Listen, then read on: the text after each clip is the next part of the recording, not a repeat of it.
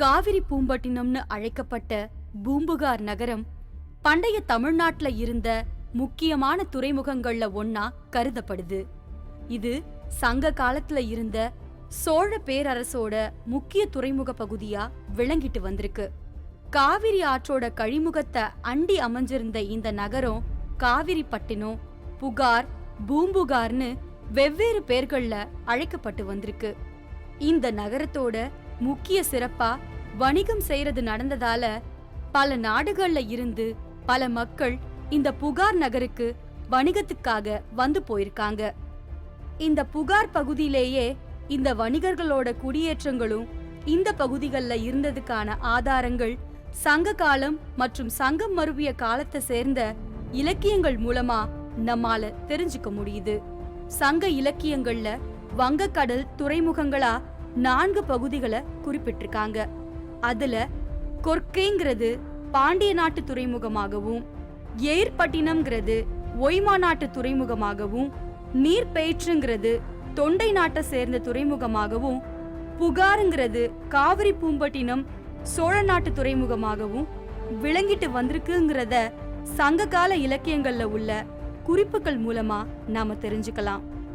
இதன் மூலமா சோழர்களோட வரலாற்று பத்தியும் அதே பகுதியில வாழ்ந்த கோரக்கர் சித்தரோட வரலாறை பத்தியும் தெரிஞ்சுக்க வேந்தர் டிவி பின்கோட் ஷோ மூலமா உங்களை ஒரு அழகான பயணத்துக்கு கூட்டிட்டு போக போகுது.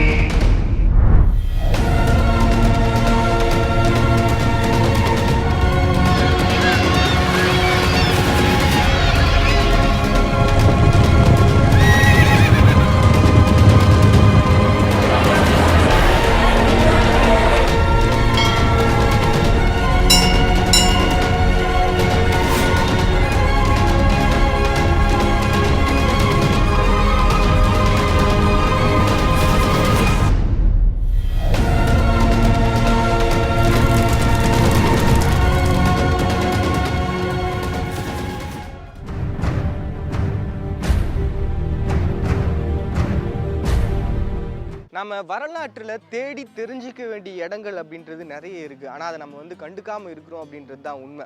நம்ம வெறும் சங்ககால இலக்கியங்களில் மட்டுமே பரிச்சயமான பெயர் பூம்புகார் அப்படின்ற நகரம். இன்றைக்கி தமிழகத்தில் தான் அந்த இடம் இருக்குது அப்படின்றது நம்மள பல பேருக்கு தெரியாது. இப்போ நான் அந்த இடத்துக்கு தான் வந்திருக்கிறேன். பூம்புகார் இதனுடைய இன்னொரு பெயர் என்ன அப்படின்னு பார்த்தீங்கன்னா காவிரி பூம்பட்டினம். அதாவது காவிரி ஆறு புகும் இடம் அப்படிங்கிறது தான் காவிரி பூம்பட்டினம் வச்சுருந்தாங்க. அது காலப்போக்கில் மருவி பூம்புகார் அப்படின்ற இடத்தினுடைய பெயர் வந்திருக்கு. சோழர்களுடைய தலைநகரமாக இந்த பகுதி விளங்கி இருக்கு. கண்ணகி கோவலன் இவங்களுடைய வரலாறு மட்டும் இல்லாம அவங்களுடைய வாழ்க்கை முறையை பற்றி சொல்லக்கூடிய இந்த பகுதியா இருக்கிறது ஒரு காலகட்டத்தில் ரொம்ப பரபரப்பா இயங்கிக்கிட்டு இருந்தது. இன்னைக்கு கடல் கள்ளியில மூழ்கி இருக்கு, உறங்கிக்கிட்டு இருக்கு அப்படின்னு தான் சொல்லணும். இவங்களுடைய வாழ்க்கை வரலாறு எப்படிப்பட்டது, இந்த இடத்தினுடைய சிறப்புகள் என்ன அப்படின்றத நம்ம தெரிஞ்சுக்க போறோம். வாங்க போலாம்.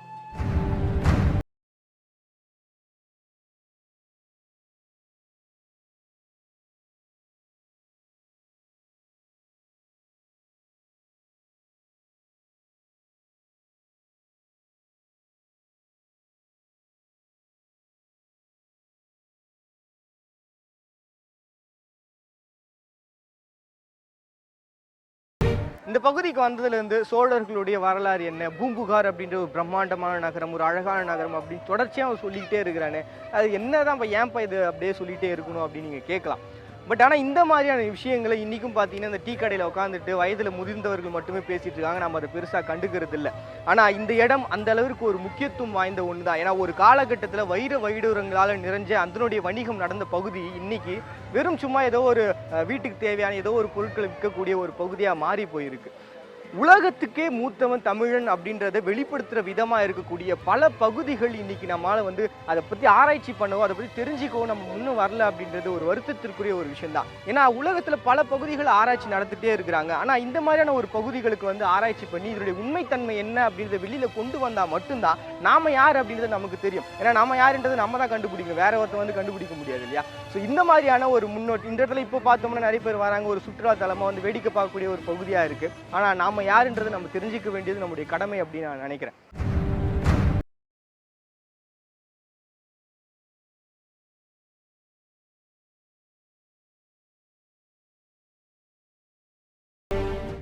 இந்த பகுதியை பொறுத்த வரைக்கும் சோழர்களுடைய வரலாறை பற்றி நம்ம பேசிட்டு இருக்கோம். அதே அளவிற்கு ஒரு முக்கியத்துவம் வாய்ந்த ஒரு வரலாறு அப்படின்னு பார்த்தோம்னா நம்மளுடைய காப்பியங்களையும் நம்மளுடைய வரலாறுகளையும் நம்ம படித்த கோவலன் கண்ணகி. இன்றைக்கும் பார்த்தீங்கன்னா கற்புக்கரசி யார் அப்படின்னு சொன்னால் முதல்ல வந்து கண்ணகியினுடைய பேரை தான் சொல்லுவோம். ஸோ அந்த கதை மாந்தர்கள் வாழ்ந்த பகுதி இது அப்படின்னு சொல்கிறாங்க. கோவலனை பொறுத்த வரைக்கும் அவன் ஒரு வணிகத்தை சார்ந்தவன். வணிகம் வந்து மேற்கொண்டு அதில் வந்து பொருள் ஈட்டக்கூடிய ஒருத்தன். அவனுக்கும் கண்ணகிக்கும் வந்து திருமணம் செஞ்சு வைக்கிறாங்க.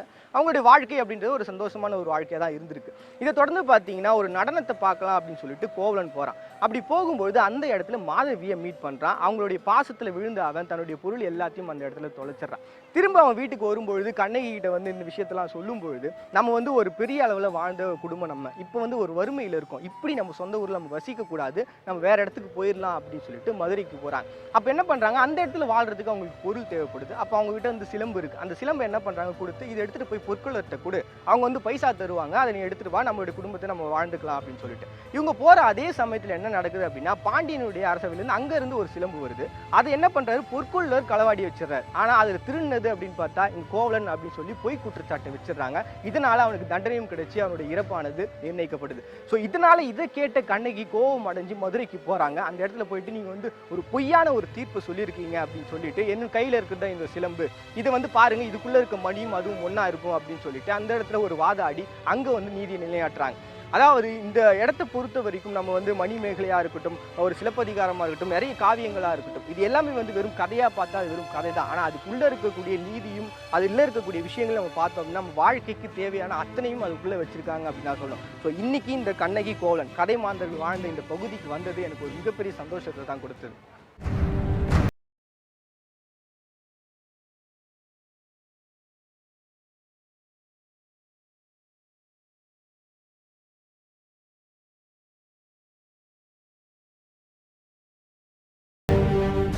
தமிழகத்தை பொறுத்த வரைக்கும் ஒரு முக்கியமான ஒரு விஷயத்தை இன்னைக்கு பேசிட்டு இருப்போம். அது கொஞ்ச நாள் கழிச்சு வேற ஒரு முக்கியமான விஷயம் வரும்பொழுது அதை மறந்துட்டு அதை பற்றி பேச ஆரம்பிச்சிடும். அப்படி தான் இன்னைக்கு இருக்கக்கூடிய நம்ம இந்த பகுதியும் கூட குஜராத்தில் என்ன பண்ணியிருக்காங்க, ஒரு எரிவாயு நிறுவனம் வந்து துளை போட்டு அவங்க வந்து எடுத்துட்டு இருந்திருக்காங்க. அப்படி இந்த கடலில் எடுக்கும்போது அவங்களுக்கு ஒரு பொருள் கிடச்சிருக்கு. அந்த பொருள் என்னவா இருக்கும் அப்படின்னு சொல்லிட்டு சகானி அப்படின்ற ஒரு நிறுவனத்தை கொடுத்து அவங்க வந்து ஆராய்ச்சியை வந்து மேற்கொண்டிருக்காங்க. அப்படி மேற்கொள்ளும்போது அதனுடைய வயது எவ்வளவா இருக்கும் அப்படின்னு பார்க்கும்பொழுது 7500 ஆண்டுகளுக்கு முற்பட்டது அப்படின்றத அதை பார்க்குறாங்க. அதே சமயத்தில் தான் இந்திய அரசு என்ன பண்றாங்க, சிந்து சமவெளி நாகரிகம் அப்படின்றது 7500 ஆண்டுகளுக்கு முற்பட்ட ஒரு நாகரிகம் அப்படின்ற ஒரு விஷயத்தையும் வெளில கொண்டு வராங்க. அப்படி சொல்லும் பொழுதுதான் அப்ப இதுக்கு முன்னாடி பார்த்தோம் அப்படின்னா ஆரியர்களுடைய நாகரிகம் தான் வந்து முன்னாடி நாகரிகம் அப்படின்னு நம்ம எல்லாரும் சொல்லுவோம். அதற்கு இணையா இங்க பார்த்தோம்னா இந்த 7500க்கு முன்னே நாள் இது வந்து கப்பலினுடைய ஒரு களம் அப்படின்னு சொல்லிட்டு அதை பார்க்கப்பட்டது அந்த பொருள். ஸோ அப்படின்னா இதுதான் வந்து மூத்ததா இருக்க முடியும் அப்படின்னு சொல்லிட்டு இந்திய பகுதியில் வாதாட ஆரம்பிச்சிடுறாங்க. அங்க வந்து ஆரியர்கள் தான் அப்படின்னு சொல்லி அவங்களுடைய வாதாடும் வந்து ரெண்டு சைடும் நடந்துட்டு இருக்கு. ஆனா ஒரு குறிப்பிட்ட காலத்துக்கு அப்புறம் அதை பற்றி ஒரு பெரிய விஷயமா யாருமே பேசாமல் விட்டு போயிட்டாங்க. அதுவும் யாருமே மழுக்கடிக்கப்பட்ட ஒரு விஷயமா மாறி போச்சு. ஸோ இந்த இடத்த பொறுத்த வரைக்கும் பூம்புகார் நகரம் மட்டுமே இங்கே வந்து மூழ்கி இல்லை, தமிழர்களுடைய வரலாறு மூழ்கி இருக்கு அப்படின்றது தான் நம்மளால் பார்க்க முடியுது.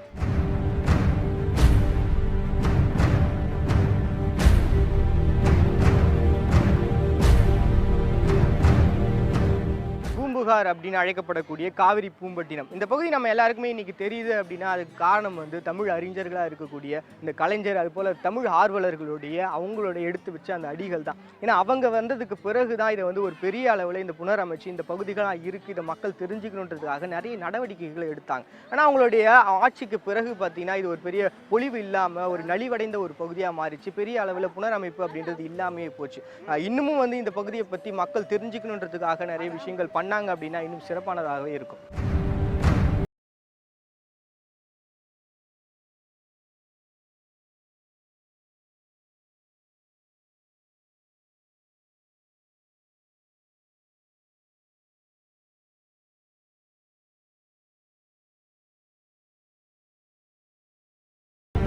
காவிரி பூம்பட்டினம் அப்படின்னு அழைக்கப்படக்கூடிய பூம்புகார் இந்த இடத்தை பொறுத்த வரைக்கும் கடலால் வளர்க்கப்பட்டு கடலுக்கே இரையாகிற ஒரு பெரிய துயர சம்பவம் நடந்திருக்குன்னா அது இந்த பகுதியாக தான் இருக்க முடியும்.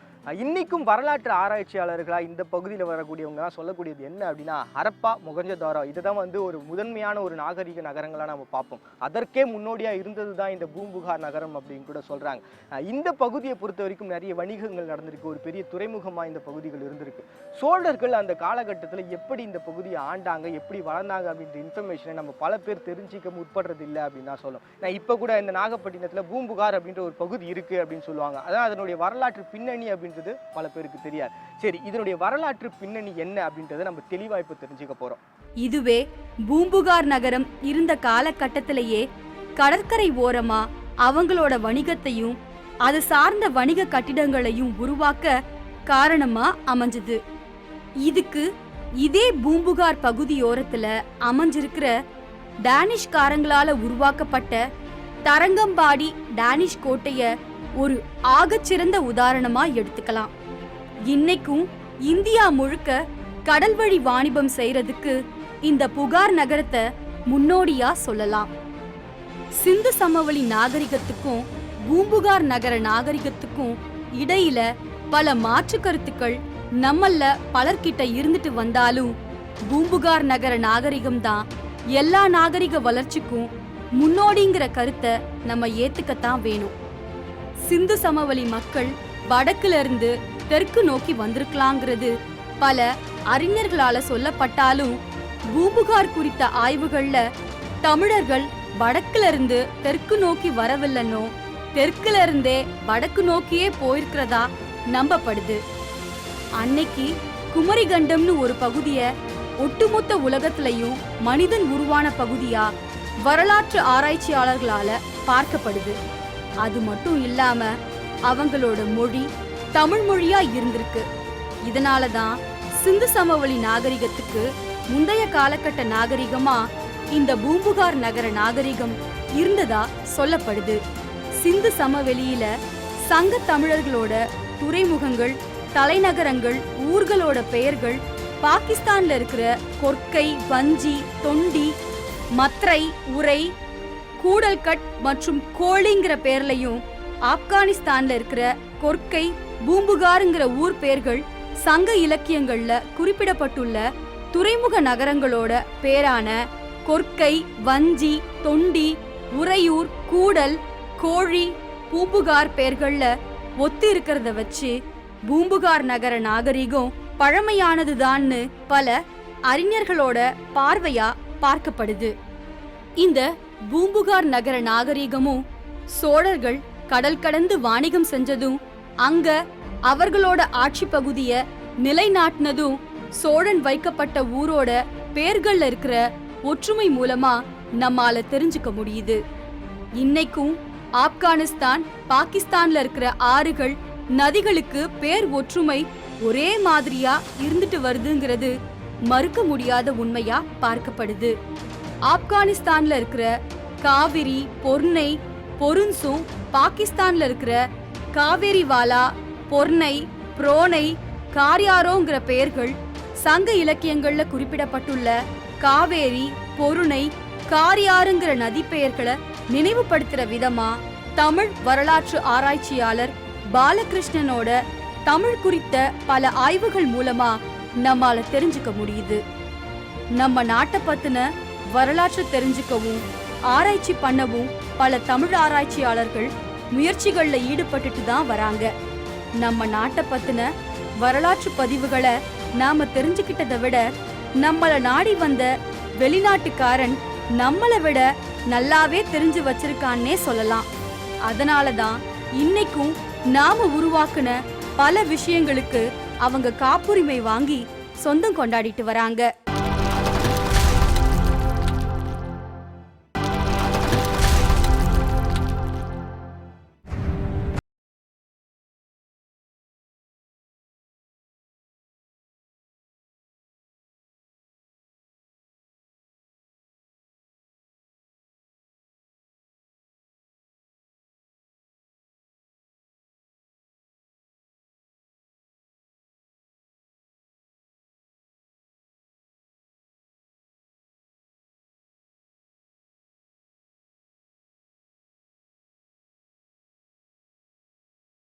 பூம்புகார் காவிரி பூம்பட்டினம் அப்படின்னு சொல்லக்கூடிய இந்த ஒரு பகுதி எவ்வளவு பிரம்மாண்டமா இந்த பகுதியில் இருந்திருக்கும் அப்படின்றத நினைச்சு பார்க்கும்போது நம்ம காவியங்களையும் இலக்கியங்களையும் படிக்கும்பொழுதும் நம்ம அதை தெரிஞ்சுக்கிறோம். அதை படிக்கும்போது நமக்கு எவ்வளவு பெருமையா இருக்கு இல்லையா? அந்த பெருமைக்கு ஈக்குவலா பார்த்தா ஒரு வருத்தமும் இருக்கு. ஏன்னா அதை பத்தி தெரிஞ்சுக்கிற ஒரு முயற்சி அப்படின்றது நம்மள பல பேருக்கு இல்லாமவே இருந்தது. வெளிநாட்டில இருந்து வரவங்க தான் அதை இன்னுமே வந்து ஆராய்ச்சி பண்ணிட்டு இருக்காங்க, தெரிஞ்சுக்கிட்டு இருக்காங்க. அப்படிதான் இந்த கிரஹாம் ஹாங்காக் அப்படின்ற இங்கிலாந்து நாட்டை சேர்ந்தவர், அவர் கடல் ஆராய்ச்சியாளர். அவர் வந்து இந்த பகுதிக்கு வந்து அவர் வந்து நிறைய இன்ஃபர்மேஷன்ஸும் இதை ஆராய்ச்சி பண்ணி வெளியிட்டு இருக்காங்க.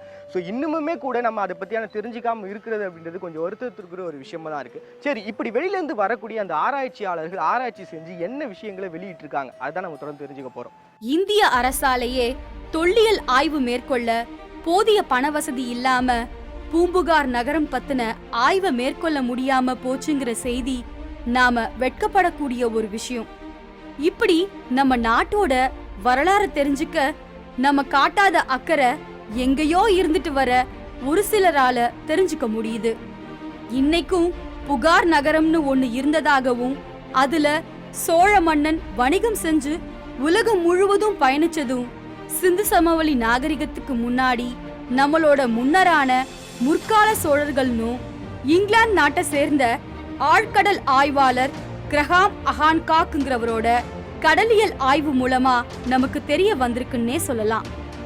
அவரோட ஆய்வு மூலமா நாகப்பட்டினம் மாவட்டத்துல பூம்புகார் பக்கத்துல சுமார் 11,000 ஆண்டுகளுக்கு முன்னாடி கடல்ல மூழ்கி போன ஒரு பிரம்மாண்ட நகரம் தான் உலகத்திலேயே முதலா தோன்றின நவீன நகர நாகரிகமா இருக்கும்னு தெரிய வந்திருக்கு.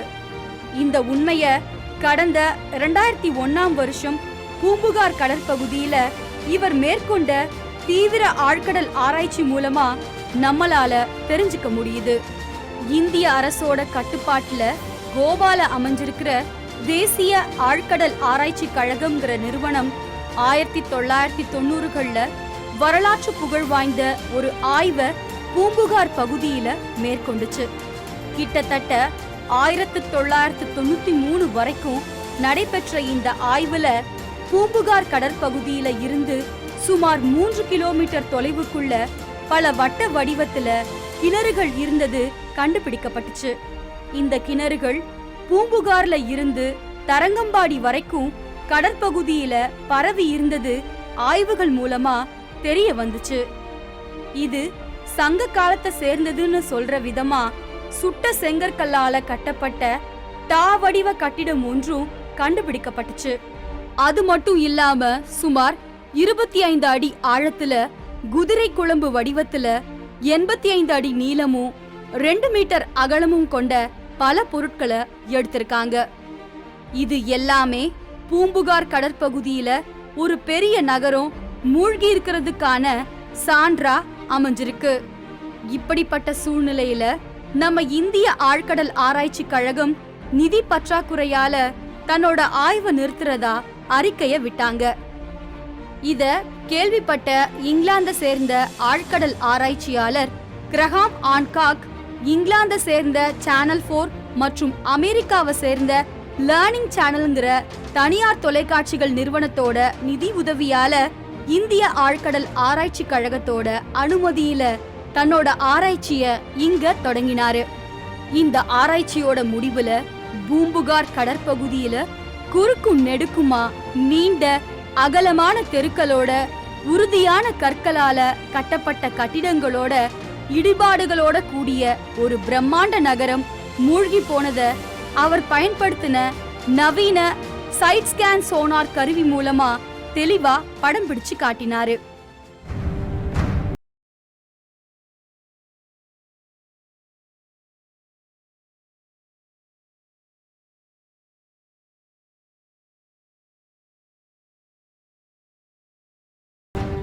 எப்பவுமே நம்ம தினமும் பார்த்து பழகக்கூடிய ஒரு சில இடங்களுடைய அருமை பெருமை நம்ம பெருசாக பேசவே மாட்டோம். வெளியிலேருந்து வரவங்க தான் அந்த இடம் இருக்குது, அது எப்படி இருக்குது அப்படின்னு சொல்லிட்டு அவங்க அதை பெருமையாக பேசுவாங்க. அப்படி தான் நம்ம இருக்கக்கூடிய இந்த பகுதியும் கூட பூம்புகார் நகரம் அப்படின்றது ஒரு காலகட்டத்தில் பரபரப்பாக இயங்கிக்கிட்டு ஒரு பிரம்மாண்டமான நகரம்.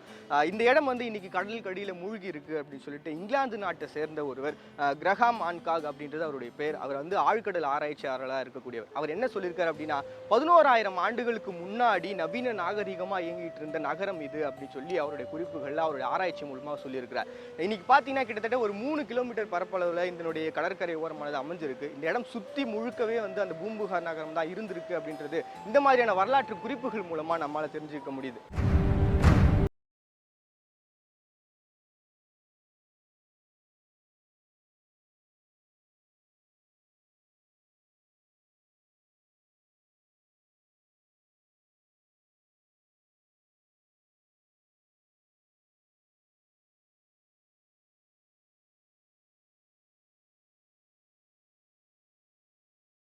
கடல் வழி மூலமா, கடல் வழி பயணத்தின் மூலமா உலகம் முழுக்க தன்னுடைய காலடியை பதிச்ச தமிழனா சோழனை சொல்லுவாங்க. அது மட்டும் இல்லாம பல பகுதிகள்ல இருந்து மக்கள் இந்த பகுதிக்கு வணிகத்துக்கு வந்ததுக்கு காரணம் அவங்களா அமைஞ்சிருக்கிறாங்க. அது காரணம் என்னன்னு பார்த்தீங்கன்னா, இப்போ நம்ம இருக்கக்கூடிய இந்த பகுதியும் சொல்லலாம். ஏன்னா இந்த பூம்புகார் பகுதி ஒரு காலகட்டத்தில் ஒரு சிறந்த துறைமுகமா இந்த இடத்துல விளங்கிட்டு இருக்கு. அது முத்து, பவளம், இந்த வைர வைடூரியங்களை வந்து வணிகம் செய்யக்கூடிய ஒரு பகுதியா இதை வச்சிருந்திருக்கிறாங்க. இந்த இடத்த 2 பகுதியா பிரிச்சிருக்கிறாங்க. அது மட்டும் என்னன்னு பார்த்தீங்கன்னா, கடற்கரை பக்கத்தில் இருக்கக்கூடிய பகுதி வந்து மருவூர் பாக்கம் அப்படின்னு சொல்லியும், இந்த மேற்கு பகுதியில் இருக்கக்கூடிய பகுதியை பட்டினப்பாக்கம் அப்படின்னு சொல்லி பிரிச்சிருக்காங்க. ஒன்று வந்து தொழிலுக்காகவும், இன்னொன்று மக்கள் வசிக்கக்கூடிய ஒரு பகுதியாகவும் வச்சிருந்திருக்காங்க. அப்போ பார்த்துக்குங்க எந்த அளவிற்கு ஒரு பிரம்மாண்டமா பறந்து விரிந்த ஒரு பகுதியா இந்த இடம் இருந்திருக்கும் அப்படின்னு சொல்லிட்டு. ஸோ இவங்களுடைய வரலாறு என்ன, இதுக்கு பின்னாடி இருக்கக்கூடிய விஷயங்கள் என்ன, இதோட சிறப்புகள் என்ன அப்படின்றத நம்ம தொடர்ந்து தெரிஞ்சுக்கலாம்.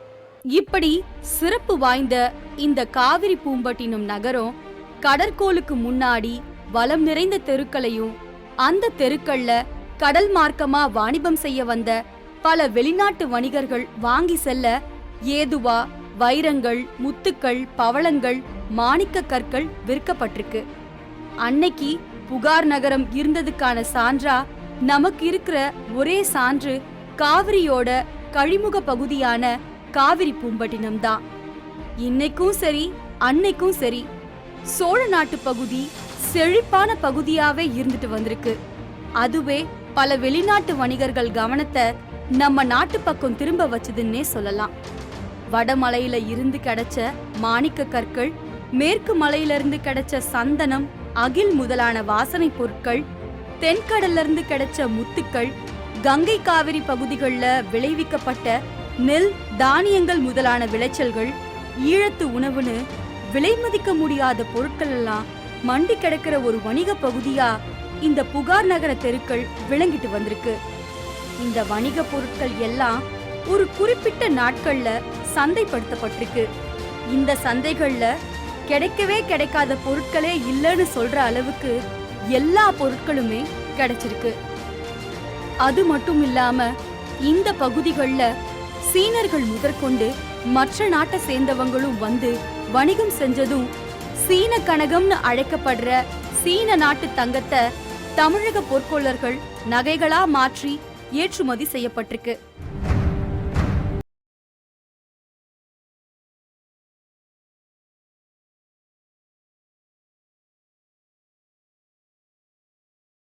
நான் ஏற்கனவே சொன்னது மாதிரி சோழர்கள் என்ன பண்ணிருக்காங்க, 2 பிரிவா இந்த பகுதியை பிரிச்சிருக்காங்க அப்படி சொன்னேன் இல்லையா. இந்த கடற்கரையை ஒட்டிய பகுதிகள், இப்போ நான் நின்றுட்டு இருக்கேன் இல்லையா, இந்த கடற்கரையை ஒட்டிய பகுதி வந்து மருவூர் பாக்கம் அப்படின்னு சொல்லி பெயர் வச்சிருக்காங்க. இந்த இடத்துல என்ன பண்ணிருக்காங்க அப்படின்னா, இந்த வணிகத்துக்காக வராங்க இல்லையா வெளியில இருந்து, அப்படி வரவங்க தங்கக்கூடிய ஒரு பகுதியாகவும், அவங்க எடுத்துட்டு வரக்கூடிய அந்த விலை மதிப்பற்ற அந்த பொருட்கள் இருக்கு, தங்கம், வைர வைடூரியங்கள், அப்புறம் தானியங்கள், இது எல்லாத்தையுமே வந்து வைக்கிறதுக்கான கிடங்குகளை இங்க முழுக்க நிறைய பகுதிகளில் அவங்க வச்சிருந்திருக்கிறாங்க. இது எல்லாமே பார்த்தீங்கன்னா அவங்களுடைய ஒரு ஆற்றல் அப்படின்னே சொல்லலாம். ஏன்னா இவ்வளவு விஷயங்களை பண்ணணும் அப்படின்னா அந்த காலகட்டத்தில் ஒரு சாதாரண விஷயம் இல்லை.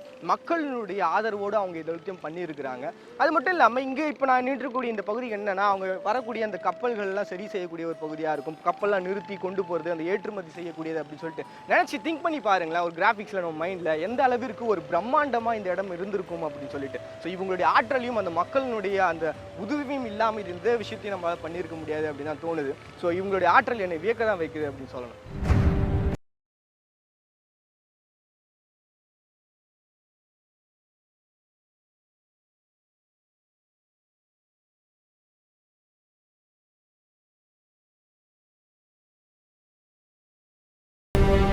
கரிகால பெருவளச்சோழன் கரிகால சோழன் அப்படின்னு சொன்னால் நமக்கு முதல்ல ஞாபகத்துக்கு வர்றது கல்லணை தான். அப்போவே ஆர்கிடெக்சரினுடைய ஒரு பெரிய முன்னோடியாக இருந்திருக்காங்க அவங்க அப்படின்றத இன்றைக்கும் அந்த கல்லணையை பார்த்து நம்ம எல்லாருமே தெரிஞ்சுக்கிறோம். அப்படிப்பட்டவர்களுடைய ஒரு தலைநகரமாக இருந்தது தான் இந்த பூம்புகார் நகரம். அப்போ அவங்க வந்து ஒரு மிகப்பெரிய ஒரு வீரனாக இந்த பகுதிகளெல்லாம் ஆட்சி செய்த உலகம் முழுக்க அவருடைய காலடி தகரத்தை பதிச்சிருக்காங்க அப்படின்றத நம்ம நிறைய விஷயங்களை தெரிஞ்சு வச்சுருப்போம். அப்படிப்பட்ட கரிகால சோழன் யார் அப்படின்றத இப்போ தெளிவாக தெரிஞ்சுக்கலாம். அந்த காலகட்டங்கள்ல தங்கம் இந்த சோழ நாட்டு பகுதிகளில் கிடைக்கல. ஆனா தங்கத்தை வரவழைச்சு அத பல ஆபரணங்களா தயாரிச்சு ஏற்றுமதி செய்யற தொழில் சிறப்பா நடந்திருக்கலாம். இதற்கான ஆதாரமா தாய்லாந்துல கிடைக்க பெற்ற கிமு 3ஆம் நூற்றாண்டை சேர்ந்த தமிழகத்து பொற்கொள்ளர்களோட கையடக்க வெட்டுக்கோள் குறிப்பு மூலமா நம்மால தெரிஞ்சுக்க முடியுது. அந்த கல்வெட்டு குறிப்புல பெரும்பதன் கல் அப்படின்ற தமிழ் மொழியால பொறிக்கப்பட்ட வாசகம் இடம் பிடிச்சிருக்கு. அதாவது பொற்கொள்ளர்கள் அல்லது பட்டர்களோட தலைவனை குறிப்பிடும் வகையில இந்த பெரும்பதன் கல்லுங்கிற குறிப்பு எழுதப்பட்டிருக்கலாம்னு பல வரலாற்று ஆராய்ச்சியாளர்களோட கருத்தா பார்க்கப்படுது. இதன் மூலமா பழந்தமிழர்கள் கடல் கடந்து தொடர்பு வச்சிருந்தத அங்க அகழ்வாய்வு செஞ்சதுல கிடைச்ச பொருட்கள் மூலமா நம்மால தெரிஞ்சுக்க முடியுது. அது மட்டும் இல்லாம பண்டமாற்று முறைப்படி அங்கிருந்து கிடைக்க பெற்ற பொருட்களுக்கு நம்ம நாட்டுல இருந்து யானைகள்ல ஏற்றுமதி செய்யப்பட்டிருக்கு. இதன் மூலமா சோழர்களோட இந்த கடல் கடந்த வணிகம் உலகம் முழுவதும் பரவி கிடந்தத நம்மால தெரிஞ்சுக்க முடியுது. ஒரு நாட்டுல அரசனோட ஆட்சி சிறந்து விளங்கியதற்கும் சரி, வீழ்ச்சி அடைஞ்சதற்கும் சரி, முக்கிய காரணமா விளங்குனது அந்த நாட்டோட துறைமுகங்கள் தான். பெரும்பாலான நகரமயமாக்கல் இந்த துறைமுகங்களை ஒட்டியே நடைபெற்றிருக்கு. அது மட்டும் இல்லாம இந்த துறைமுகங்கள் ஒட்டி இருந்த கிராமங்கள் நகரங்களா மாற முக்கிய காரணியா இருந்திருக்குன்னே சொல்லலாம். இதன் அடிப்படையில பாக்குறப்ப இந்த துறைமுகங்கள் மக்களுக்கு தொடர்புடையதா விளங்கிட்டு வந்திருக்கு. இப்படிப்பட்ட இந்த பகுதிய மன்னர்களும் அரசர்களும் கட்டுப்படுத்தி ஒழுங்குபடுத்திருக்காங்கன்னு சொல்லலாம். இன்னைக்கும் இந்தியாவை ஆண்டுட்டு போன பல வெளிநாட்டுக்காரங்களும் வணிகர்களா நம்ம நாட்டுக்குள்ள வந்தவங்க தாங்கிறது நம்ம எல்லாருக்குமே தெரிஞ்ச ஒண்ணுதான். வெறும் வணிகத்துக்காக வந்த இவங்க நம்ம நாட்டோட ஒட்டுமொத்த செழிப்பையும் இந்த துறைமுகங்கள்ல நடந்த வாணிபத்தை வச்சே முடிவு செய்ய வச்சுது.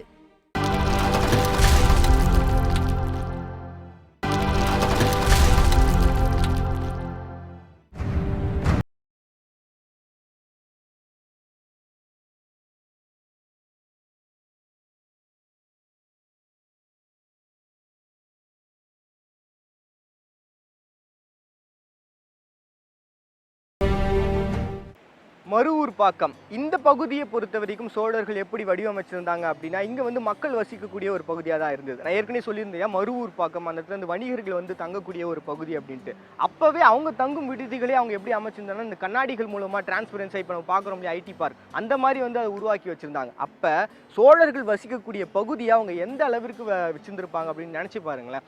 இந்த பகுதியை பொறுத்த வரைக்கும் என்னென்னா, இங்கே இருக்கக்கூடிய இந்த நடன மங்கைகள், படை வீரர்கள் இதெல்லாம் தங்கக்கூடிய ஒரு பகுதியாக இருந்தது. அது மட்டும் இல்லாமல் வணிகத்துக்கு வரக்கூடிய ஒரு முக்கியத்துவம் வாய்ந்தவர்கள், அதாவது விஐபி நம்ம சொல்லுவோம் இல்லையா, அவங்களாம் தங்கக்கூடிய ஒரு பகுதியாக இருந்தது. அந்த நகரத்தை வந்து கட்டமைப்பு அப்படின்ட்டு அவ்வளோ சிறப்பான ஒன்றா இருந்திருக்கு.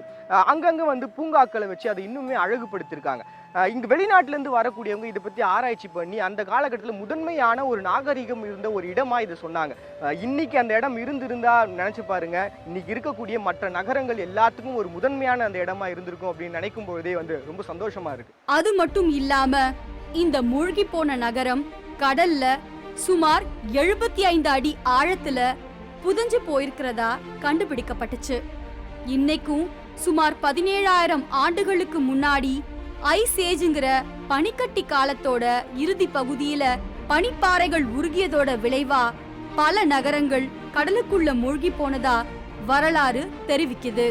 பூம்புகார் பக்கத்துல இருந்த இந்த நகரம் புதையுண்டு கிடக்கிறத பாக்குறப்ப இந்த நகரம் சுமார் 11,000 வருஷங்களுக்கு மேற்பட்டதா இருக்கலாம்னு கிரஹாம் ஆன்காக் ஆராய்ச்சியாளரோட ஆய்வு முடிவுல தெரிய வந்துச்சு. கிமு 10,000 ஆண்டுகள்ல நகரத்து நாகரிகத்துல தமிழர்கள் சிறந்து விளங்குனதும் மிக உயர்ந்த மாட மாளிகைகளும் அகன்ற தெருக்களும் கண்டுபிடிக்கப்பட்டதால அந்த காலகட்டங்கள்லயே தமிழன் திட்டமிட்டு நகரமயமாக்கலை உருவாக்கியிருக்கான்னு தெரிஞ்சுக்க முடியுது. அது மட்டும் இல்லாம இன்னைக்கு குமரி கண்டம்னு ஒண்ணு இருந்ததா இல்ல கற்பனையாங்கிற பல கேள்விகளுக்கு இந்த பூம்புகார் நகர ஆய்வு குமரி கண்டம் இருந்ததற்கான முடிவை உறுதிப்படுத்தியிருக்கிறதாவே சொல்லலாம். மேலும் கிமு 10,000 ஆண்டுகள்ல குமரி கண்டம் இறுதியா அழிஞ்சு போனத இந்த ஆய்வு உறுதி செய்யுது. இந்த குமரி கண்டம் அழிஞ்சதால தமிழகம் இலங்கைன்னு 2 தனி நாடுகளா பிரிஞ்சு போன வரலாறையும் நம்மால தெரிஞ்சுக்க முடியுது. இன்னைக்கு பூம்புகார் குமரி கண்டம் மாதிரியான அழிஞ்சு போன பல வரலாற்று பின்னணி வாய்ந்த கடற்கோர் நகரங்களோட வரலாறை பற்றி தெரிஞ்சுக்கிறதுல காட்டுற ஆர்வத்தை விட இந்த வரலாற்று பதிவுகளை அழிக்கிறதுலயும் கண்டுக்காம விடப்படுறதுலயும் காட்டுற நம்மளோட செய்கைகள் தான் ரொம்பவே வேதனையான ஒரு விஷயமா ஒட்டுமொத்த தமிழ் ஆராய்ச்சியாளர்களால பார்க்கப்படுது. அது மட்டும் இல்லாம இந்த ஆராய்ச்சிகள் ஒரு பக்கம் நமக்கு சந்தோஷத்தை கொடுத்தாலும் இத பத்தின ஐயப்பாடுகள் இருந்துட்டு தான் வருது. 1993கள்ல இந்திய கடல்சார் ஆய்வு நிறுவனத்தால மேற்கொள்ளப்பட்ட முதற்கட்ட ஆய்வுகளாலேயே பூம்புகார் நகரோட தொன்மையும் வரலாறும் தெரிஞ்சிருந்தும் அத சிந்து சமவெளி நாகரிகத்துக்கு முற்பட்டதுன்னு இங்கிலாந்து கடல்சார் ஆராய்ச்சியாளர் பல அறிக்கைகள் கொடுத்தும் இத பத்தின எந்த செய்தியும் புகைப்படமும் இந்தியாவுல வெளியிடப்படல. இவ்வளவு சிறப்பு வாய்ந்த இந்த பூம்புகார் நகர மையமா வச்சு இங்கிலாந்து அமெரிக்க தொலைக்காட்சி நிறுவனங்கள் அண்டர் வேர்ல்டுங்கிற பேர்ல ஒரு தொடரை ஒளிபரப்புனாங்க. இந்த தொடர் உலக அளவிய வரலாற்று ஆராய்ச்சியாளர்களை பூம்புகார் பக்கம் திரும்பி பார்க்க வச்சதுன்னே சொல்லலாம். அது மட்டும் இல்லாம ஆராய்ச்சியாளர் கிரஹாம் ஆன்காக் பெங்களூர்ல நடந்த புகைப்பட கண்காட்சியில இத பத்தின புகைப்படங்களை வெளியிட்டும் அதற்கும் எந்த முனைப்பும் காட்டல இந்திய அரசு. இது மாதிரி பல கேள்விகள் பூம்புகார் நகர நாகரிகம் பத்தி கேட்க வைக்குது. எங்க உலகத்திலேயே முதலா தோன்றின நாகரிகம்னு இந்த பூம்புகார் நகரம் உறுதிப்படுத்தப்பட்டுடுமோன்னு பல துரோகிகளோட சதியா இது பல தமிழார்வர்களோட கருத்தா வைக்கப்படுது. எது எப்படியோ நம்மளோட வரலாற்றை நம்ம முழுசா தெரிஞ்சுக்கணும். நம்ம முன்னோர்கள் விட்டுட்டு போன வரலாற்று சுவடுகளை பாதுகாத்தா மட்டுமே நம்மள பத்தின அடையாளத்தை யாருக்காகவும் விட்டு கொடுத்துடாம தமிழனா தலை நிமிர்ந்து நிற்கலாம்.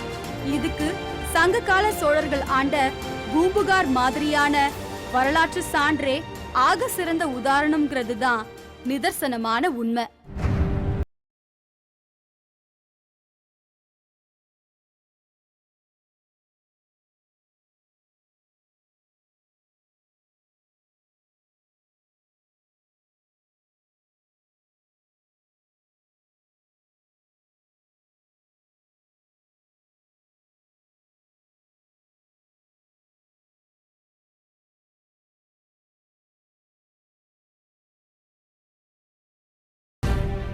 சின்ன வயசுலேருந்து நம்ம புத்தகங்கள் எல்லாத்துலேயும் படித்தது பார்த்தீங்கன்னா பழமையான நாகரிகம் என்ன அப்படின்னா சிந்து சமவெளி நாகரிகம். அதனுடைய கண்டென்ட் என்னன்னு கூட நமக்கு தெரியாது. ஆனால் பழமையான நாகரிகம் அப்படின்னா சிந்து சமவெளி நாகரிகம் அப்படின்னு சொல்லிடுவோம்.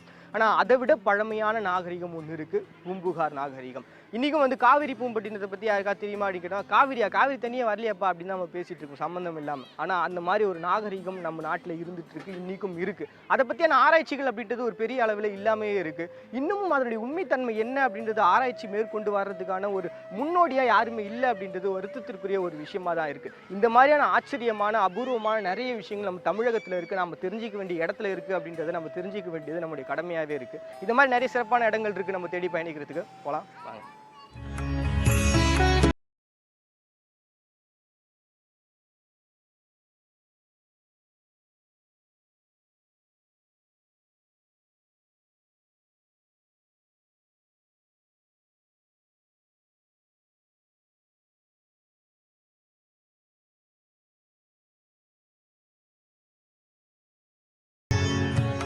நாகப்பட்டினத்தில் நிறைய இடங்கள் அப்படியே ட்ராவல் பண்ணிகிட்டே இருந்தேன். ரொம்ப முக்கியமான புண்ணிய தலங்கள்லாம் எங்கே இருக்கும் அப்படின்னு சொல்லி நிறைய விசாரிச்சுட்டே இருந்தேன். அதில் ஒன்று பார்த்தீங்கன்னா இந்த வடக்கு பொய்கை நல்லூர் அப்படின்ற ஒரு இடம் இருக்குது. அந்த இடத்துல ஒரு ஜீவ சமாதி இருக்குது, அங்கே போங்க அப்படின்னு சொன்னாங்க.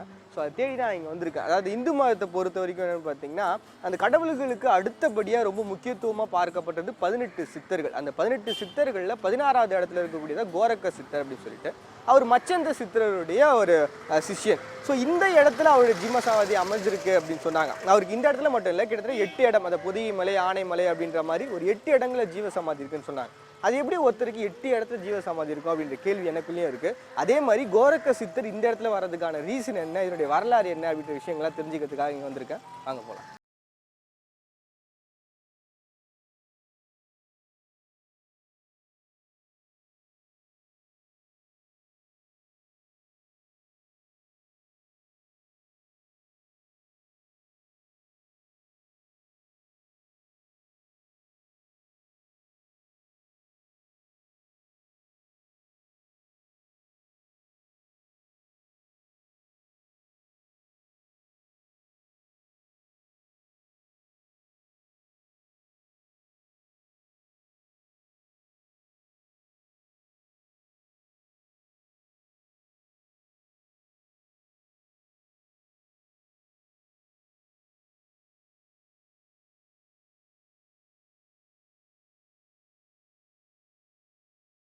பொறுத்த வரைக்கும் ரொம்ப விசேஷமாக பார்க்கப்படுறது அப்படி என்னன்னு பார்த்தீங்கன்னா, ஒவ்வொரு இரவும் இங்கே அன்னதானம் கொடுக்குறாங்க. அதாவது கோரக்கர் அவருடைய வாழ்ந்த காலகட்டத்தில் என்ன பண்ணுவாங்க அப்படின்னா, அவர் மற்றவங்ககிட்ட போய் யாசகம் பெற்றுட்டு அதில் கிடைக்கக்கூடிய அந்த உணவு மக்களுக்கு கொடுப்பாங்களாம். ஸோ இன்றைக்கும் அதை அப்படியே ஃபாலோ பண்ணுறாங்க. ஒவ்வொரு வியாழக்கிழமை என்ன பண்ணுறாங்கன்னா, இங்கே இருக்கக்கூடிய தலைமை பூசாரி வெளியில் போயிட்டு மக்கள்கிட்ட உணவெல்லாம் சேகரித்து எடுத்துகிட்டு அதை இங்கே இருக்கக்கூடிய வரவங்களுக்காக கொடுக்குறது அப்படின்ற ஒரு பெரிய விஷயமாகவே பார்க்கப்படுது. அது மட்டும் இல்லாமல் இந்த இடத்துல தங்கினாங்க அப்படின்னா, அந்த இரவு தங்கும்போது அவங்கக்கிட்ட இருக்கக்கூடிய அந்த பிணிகள்லாம் நீங்கிடும், அவங்களுக்குள்ள இருக்கக்கூடிய அந்த பிரச்சனைகள்லாம் தீர்ந்து போயிடும் அப்படின்றது இங்கே இருக்கக்கூடிய மக்களினுடைய ஒரு பெரிய நம்பிக்கையாகவே பார்க்கப்படுது. அது மட்டும் இல்லாமல் கோரக்கர் அப்படிங்கிறவர் 18 சித்தர்களில் ஒருத்தர். பொதுவாகவே சித்தர்கள் அப்படின்றவங்க வெறும் தவம் செய்கிறவங்க மட்டும் இல்லை, மக்களுக்கான பல விஷயங்களை கொடுக்குறவங்க. அதாவது மருத்துவமாக இருக்கட்டும், அது வாழ்க்கை முறையாக இருக்கட்டும், அதை பற்றியான நிறைய நூல்களை எழுதியிருக்காங்க. அதில் கோரக்கர் அப்படின்றவங்க என்ன பண்ணியிருக்காங்கன்றதை நம்ம தொடர்ந்து பார்க்க போகிறோம். ஜீவ சமாதிங்கிறது ஜீவன் பிளஸ் சமம் பிளஸ் ஆதிங்கிறதோட சேர்க்கைன்னே சொல்லலாம்.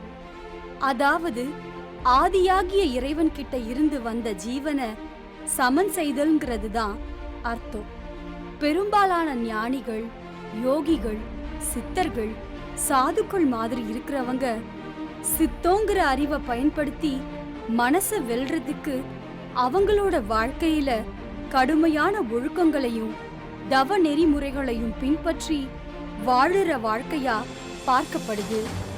அலைமோதும் ஜீவனை ஒருநிலைப்படுத்தி தன்னையே உயர்ந்தவனா மாத்துறதே சித்தர்கலைன்னு தன்னை அறிய தனக்கொரு கேடில்லைங்கிற திருமூலர் மூலமா நம்மால தெரிஞ்சுக்க முடியுது.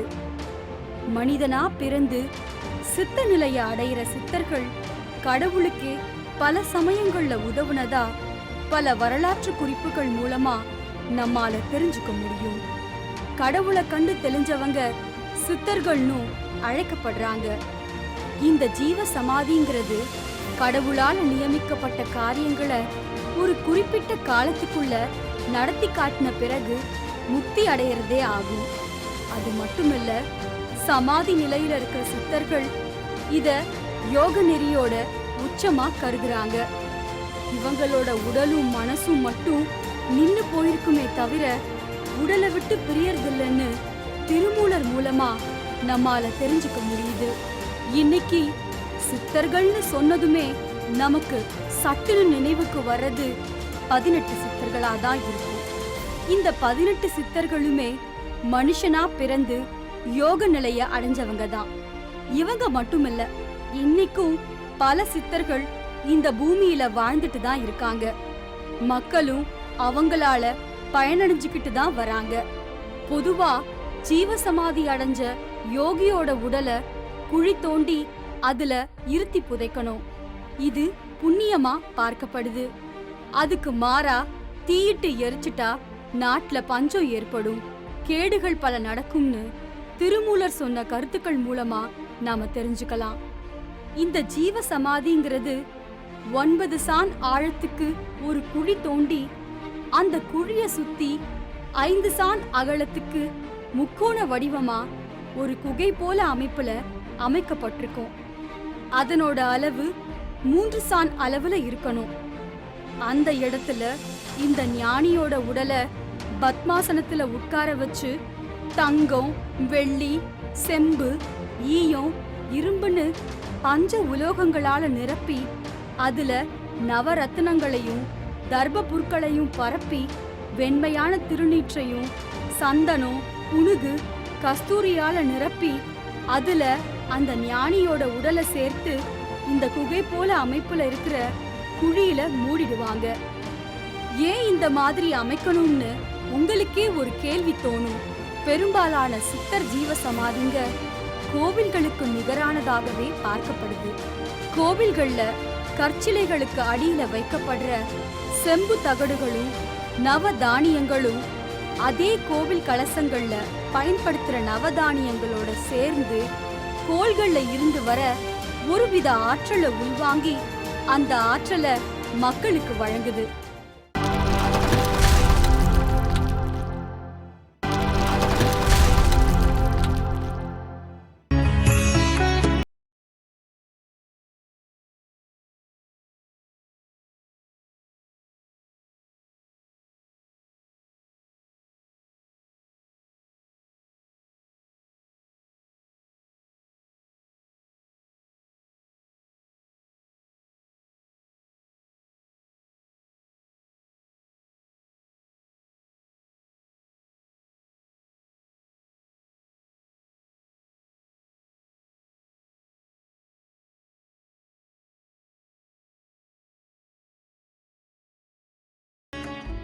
நாகப்பட்டினத்தை பொறுத்த வரைக்கும் தினமும் பல மக்கள் இந்த பகுதிகளுக்கு வந்து போகிறாங்க அப்படின்றது பார்த்தோம்னா வேளாங்கண்ணி அந்த கோவிலை பொறுத்த வரைக்கும் நமக்கு தெரிஞ்சிடும். ஸோ அதற்கு இணையாக நம்ம பார்த்தோம்னா இந்த இடத்துல சத்தமே இல்லாமல் ரொம்ப சைலண்ட்டாக ஒரு இடம் இருக்குன்னா இங்கே இருக்கக்கூடிய இந்த பொய்கைநல்லூரில் இருக்க இந்த கோரக்க சித்தனுடைய அந்த சமாதி தான். இங்கவும் அத்தனை பேர் இங்கே வராங்க, தினமும் தங்கிட்டு போகிறாங்க. அதற்கு காரணம் இங்கே இருக்கக்கூடிய சிறப்புகள் தான்.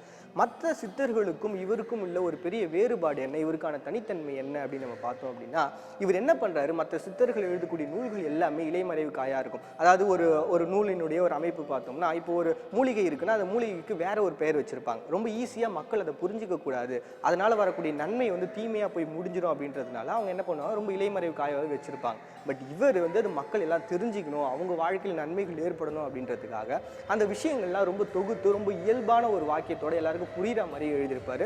அந்த மாதிரி 16 நூல்கள் அவர் எழுதியிருந்திருக்காரு. ஸோ இந்த நிகழ்வு வந்து எல்லாருக்கும் தெரிய போது மற்ற முனிவர்களுக்கு இது வந்து ஒரு பெரிய பிரச்சனையாக ஏற்படுத்து. இது எல்லாருக்கும் தெரிஞ்சிச்சுன்னா தேவ ரகசியங்கள்லாம் தெரிய போயிடும், சித்தர்களுக்குன்னு ஒரு தனி மதிப்பு இருக்குது, அது போயிடக்கூடாது அப்படின்றதுனால இவர்கிட்ட வந்து பேசுகிறாங்க, இந்த மாதிரி நூலெல்லாம் எனக்கு கொடுத்துரு நீ வச்சிருக்கிறது அப்படின்னு. இவரும் மறுக்கவே இல்லை, அந்த நூலை கொடுத்துட்றேன் அப்படின்னு சொல்கிறாரு. ஆனால் என்ன பண்ணணும்னா, நீங்கள் என்னுடைய இடத்துக்கு வந்து நீங்கள் சாப்பிட்டு போங்க, உணவு அருந்திட்டு போங்க அப்படின்னு சொல்கிறார். அப்படி சாப்பிட்றதுக்காக கூப்பிட்டு வர்றாரு. அவங்க எல்லாருக்கும் உணவும் சமைச்சு கொடுக்குறாரு. ஆனால் அந்த உணவுல என்ன பண்ணுறாரு, கஞ்சா இலைகளை போட்டு அவங்களுக்கு கொடுத்துட்றாரு. அப்படி அவங்க சாப்பிடும்பொழுது மயங்கிடுறாங்க.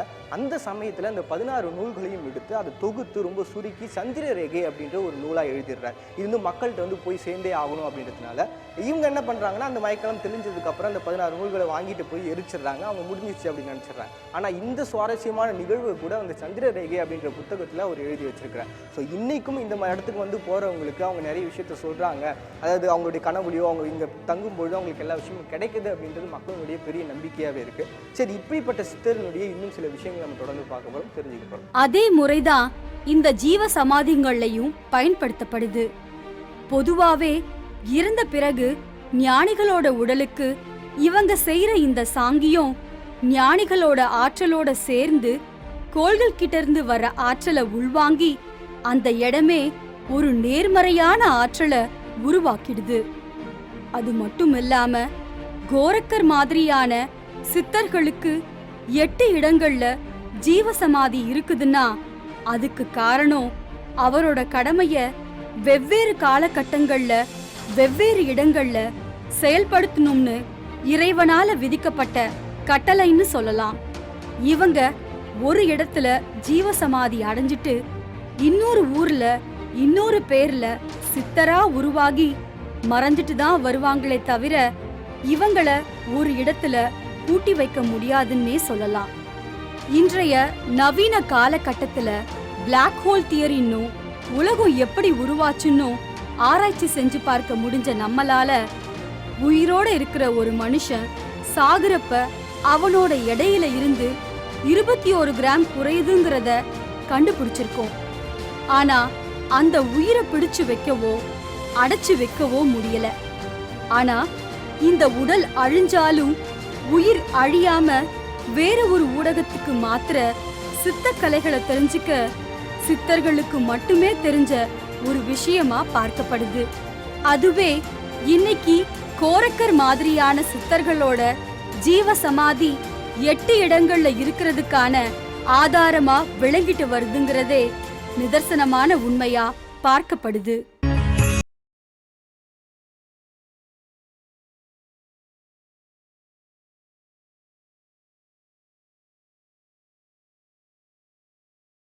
ஒரு இடத்துல தொன்று தொட்டு அந்த விஷயங்கள் நடந்துட்டு இருக்கு அப்படின்னா அது வழக்கத்துக்கு மாறான இருக்கக்கூடாது அப்படின்னு நிறைய பேர் நினைப்பாங்க. பட் ஆனால் ஒரு சில விஷயங்களை வந்து அந்த இடத்துல புகுத்துவாங்க. அது நல்லா இருந்ததுன்னா மக்களும் அதை ஃபாலோ பண்ண ஆரம்பிச்சிடுவாங்க. அப்படியே அந்த கோவிலுக்கு நான் வந்தப்போ இங்கே ஜீவ சமாதி சுற்றி அப்படி வந்துட்டு இருந்தேன். அப்போ இங்கே நாகலிங்க பூ மரத்தை பார்த்தேன். அதை சுற்றி என்னென்னா பேப்பரில் எழுதிச்சுனாங்க. நான் ஏதோ விபூதிக்காக எடுக்கிறதுக்காக அது மாதிரி வச்சுருக்காங்களோன்னு நினச்சேன். ஆனால் அதில் வந்து எழுதியிருந்தாங்க. அது என்ன அப்படின்னா, அந்த பேப்பரில் தன்னுடைய குறைகளையோ நமக்கு இருக்கக்கூடிய பிரச்சனைகளையோ நம்ம எழுதி வச்சோம் அப்படின்னா இங்கே இருக்கக்கூடிய அந்த கோரக்க சித்தரை தீர்த்து வைக்கிறாரு அப்படின்னு சொல்லி மக்களுடைய நம்பிக்கையாக இருந்தது. ஸோ பார்த்தப்ப நானும் அது மாதிரி எழுதி வைக்கலாம்னு நினைக்கிறேன். பட் நிறைய அடிஷ்னல் பேப்பர் எனக்கு தேவைப்படும் நினைக்கிறேன். சுருக்கி எழுதி வைப்போம்.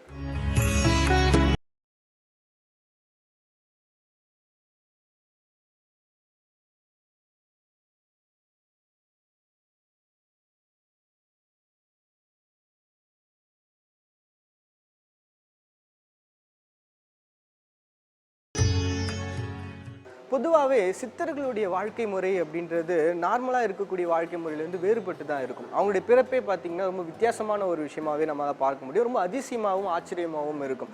ஸோ அந்த மாதிரி தான் சித்தர்கள் என்ன பண்ணுவாங்கன்னா, அவங்க நார்மலாகவே வந்து மக்கள் வாழக்கூடிய இந்த மாதிரி இடங்களில் வாழ மாட்டாங்க. நிறைய காடுகளுக்கு போயிடுவாங்க, அங்கே தவம் செய்வாங்க. எப்போவாது தான் மக்கள் இருக்கக்கூடிய பகுதிகளுக்கு வருவாங்க. அவங்களுக்கு தேவையான விஷயங்களையும் அவங்களுக்கான நன்மைகளையும் செஞ்சுட்டு மறுபடியும் அவங்க காட்டுக்கு போயிடுவாங்க, இல்லை ஒரு இடத்துல போய் தவம் செய்ய ஆரம்பிச்சிருவாங்க.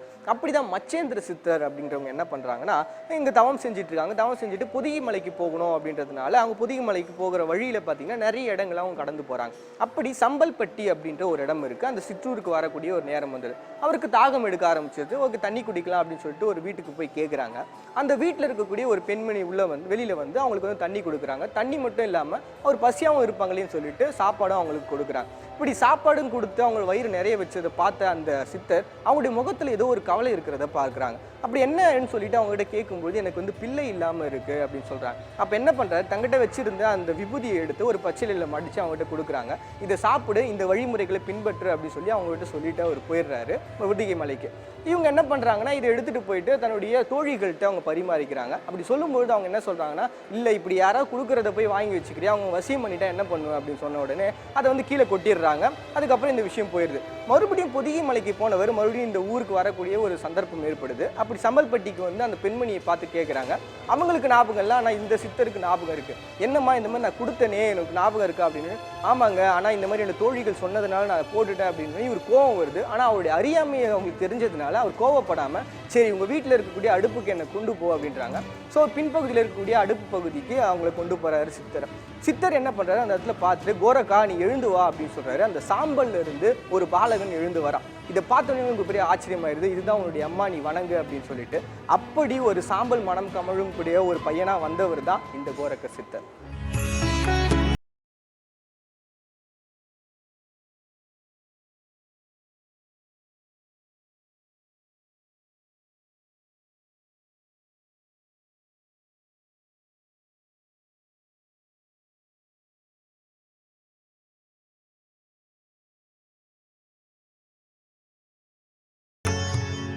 மாறி வரக்கூடிய இந்த வாழ்க்கை முறையில் நிறைய விஷயங்கள் நம்ம இழந்துட்டு இருக்கோம். அதில் ஒன்று பார்த்தோம்னா இந்த வாழ்நாள் அப்படிங்கிறது. ஏன்னா ஒரு காலகட்டத்தில் மனிதனுடைய வாழ்நாள் அப்படின்னா அது ஒரு 100 வருஷம் வாழ்றதுப்பா அப்படின்னுவாங்க. இன்னும் சில பேர்லாம் பார்த்தா அதுக்கப்புறம் என்ன ஆச்சுன்னா அதுக்கு 80 ஆச்சு, 70 ஆச்சு. இன்னும் போகிற போக்க பார்த்தா 10, 20ன்றதே ஒரு பெரிய விஷயமா இருக்குமோன்னு தோணுது. அது நம்மளுடைய வாழ்க்கை அந்த மாதிரி மாறி போயிருக்கு. ஏன்னா ஒரு காலகட்டத்தில் பார்த்தோம்னா மக்கள் வாழ்க்கை அப்படின்றது பார்த்தீங்கன்னா அவங்க 150, 200 வருடங்கள்லாம் கூட வாழ்ந்துருக்காங்க அப்படின்லாம் சொல்லுவாங்க. ஏன்னா அவங்களுக்கு வந்து இறப்புன்றது இல்லாமல் ஒரு விஷயமா இருக்கும். அவங்க வீட்டில் வந்து கூனி குறுகி உட்காந்துட்டு இருப்பாங்க. அவங்களால செயல்படவே முடியாது. அப்போ என்ன பண்ணுவாங்க, தாழியில் போட்டு அப்படியே மூடிடுவாங்க அப்படின்ற விஷயங்கள்லாம் கேள்விப்பட்டிருக்கேன். ஒரு சில இதில் படிச்சிருக்கேன். பட் இந்த சித்தர்கள் என்ன பண்ணுவாங்கன்னா தன்னுடைய வாழ்க்கையில் ஒரு குறிப்பிட்ட காலம் வரைக்கும் வாழ்ந்துட்டு அவங்க என்ன பண்ணுவாங்க, ஜீவ சமாதி அடைஞ்சிருவாங்க ஒரு இடத்துல. ஸோ அப்படி ஜீவ சமாதி அடைகிறதுக்கான ரீசன் என்ன, அதனுடைய காரணம் என்ன, அதனுடைய விஷயங்கள் என்னன்றதை நம்ம டீட்டெயிலாக தெரிஞ்சுக்க போகிறோம்.